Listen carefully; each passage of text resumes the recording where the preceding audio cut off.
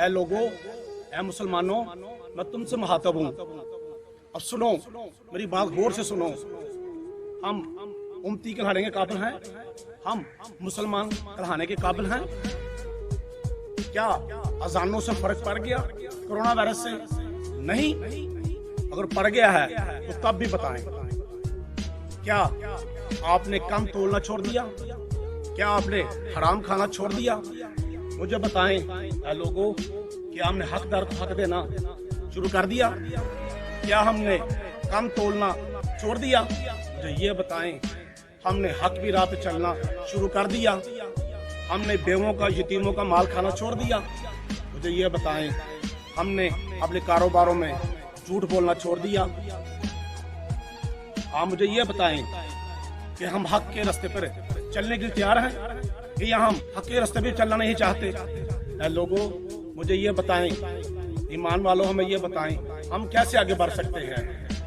ہم نے اپنی بیٹیوں کو اپنی جائیدادوں میں حصہ دینا شروع کر دیا۔ ہم نے وہ جو قبضے مافیا ہے، جو لوگوں کی جگہ پہ قبضے کر رکھے ہیں، کیا ہم نے ان کو جگہ واپس کر دی؟ کیا ہم نے قرآن کو سیکھنا شروع کر لیا؟ اے ایمان والوں، آپ پر مختلف شکلوں میں مسلمانوں عذاب آتے رہیں گے، عذاب ٹل جاتے ہیں، مگر جب آپ اپنے ایمان پر قائم رہتے ہیں، جب آپ لوگوں کے حقوق پورے کرتے ہیں، یتیموں مسکینوں کا خیال رکھتے ہیں، اے لوگوں، ایمان والوں، اٹھو، پہلے اپنے گرے باندھ میں جانکو کہ ہم نے جو خود کھا رہے ہیں دوسروں کو بھی کھانے کے لیے وہی دے رہے ہیں۔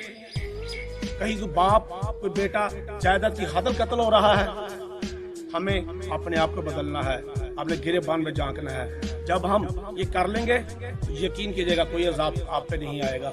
یہ کورونا کا بہت چھوٹا سا عذاب ہے، مختلف عذاب آپ پر آتے رہیں گے۔ اگر آج بھی ہم نے اپنے گرے باندھ میں جھانکا، اگر آج بھی ہم نے اپنے آپ کو ٹھیک نہ کیا، اگر آج بھی ہم حق کی راہ پہ نہ چلے، اگر آج بھی ہم نے لوگوں کا حق ان کی جگہ پہ پہنچانا شروع نہ کر دیا، ایمان والوں اٹھو، نبی کریم صلی اللہ علیہ وسلم کے سچے امتی بن جاؤ۔ آج اب مسجد کو اگر تالے لگے ہیں تو آپ کی وجہ سے، آج اگر بازار بند ہے تو آپ ہی کی وجہ سے، آج کاروبار بند ہے تو آپ ہی کی وجہ سے، آج ادویات نہیں مل رہی، ہاسپٹل بند ہیں، وہ بھی آپ ہی کی وجہ سے۔ یہ وائرس ختم ہو جائیں گے، ہر چیز ختم ہو جائے گی، آپ کو اپنا